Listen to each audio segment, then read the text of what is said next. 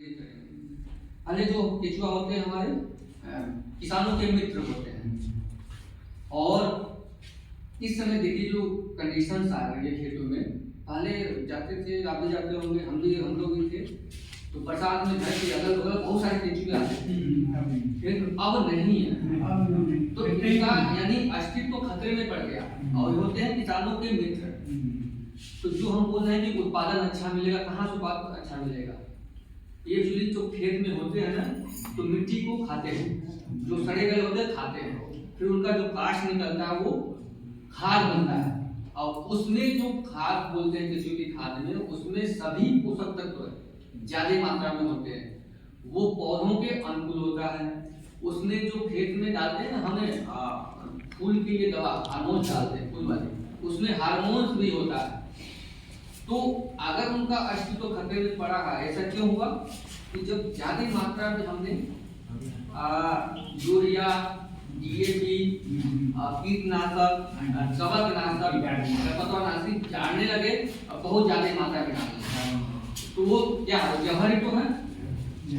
जब आवश्यकता से अधिक पड़ेगा तो कहीं ना कहीं वो जो ससेप्टेबल है उसको नुकसान करेगा।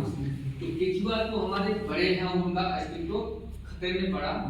वो एक तरह से जो दिख नहीं रहे हैं, वो कहीं ना कहीं आपके मृदा में नीचे जाके छिपे हुए हैं। और ऐसे ही चलती रही तो क्या चले हो सके, जो हम बोल रहे हैं कि किसानों के मित्र उनका अस्तित्व खतरे में पड़ जाए, वो दिखाई। तो वो उससे वो लिंक करें तो केचुए खाद या जो केचुआ होता है उसको हमें बचाना है और उनकी संख्या को बढ़ाना है। ये कब संभव है कि हम इसके महत्व को समझे। एक चीज और देखिए, जब जाता है मृदा में तो जिस बिल से नीचे जाता है उस बिल से वापस नहीं आएगा, वो दूसरे बिल से वापस आता है और दो फीट तक वो नीचे जाता है, तो हवा का आवागमन भी बढ़ता है, ठीक ना। उनकी पॉपुलेशन बहुत ज्यादा बढ़ती है, तो वो खाद तो बनाते हैं, फिर वो मरने के बाद भी न्यूट्रिएंट देते हैं, ठीक ना। उनके अंडे हैं जो उनके शरीर से जो होता है, तो वो भी है। और जब मृदा में केवल क्या होता है कि उचित मात्रा में नमी होना चाहिए, हवा का आवागमन अच्छा हो, और उसमें जो जड़ें होती हैं, जब खुला खुला मृदा होती है तो जड़ें का बढ़वार अच्छा होगा। बढ़वार अच्छा होगा तो न्यूट्रिएंट ज्यादा मात्रा में, अच्छी मात्रा में लेगा, संतुलित मात्रा में, और पोषक तत्व भी लेगा। तो वो हर लेवल से वो फायदा है। अब क्या हुआ कि अब थोड़ा सा हम उधर जाएं कि अब इसको उत्पादन को कैसे बढ़ावा दिया जाए। देखिए, या तो हमारे हरनाम जी ऐसा सभी लोग बन जाए कि अपने पैसे से 6 पेड़ लगाए हुए हैं, क्यों खुद पैसे अपने पैसे से लगाए। अब हम मान के चल रहे हैं कि सब नहीं होता है, लेकिन उनका सौभाग्यशाली उन्हीं के चलते आपके गांव में कितने लोग को मिल रहा है, क्यों बस उन्हीं के चलते मिल रहा है, न कोई वो पैसा नहीं है ना कुछ नहीं है, ठीक ना।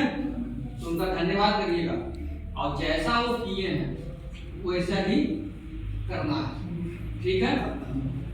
थोड़ा सा जो हमारा एक चीज और देखें कि अगर किसान है, ये लोग किसान है, तो अब जो हम यूरिया, डीएपी ज्यादा मात्रा में डालना है, कीटनाशक डालना है, तो उसको अब कम भी करना है थोड़ा सा।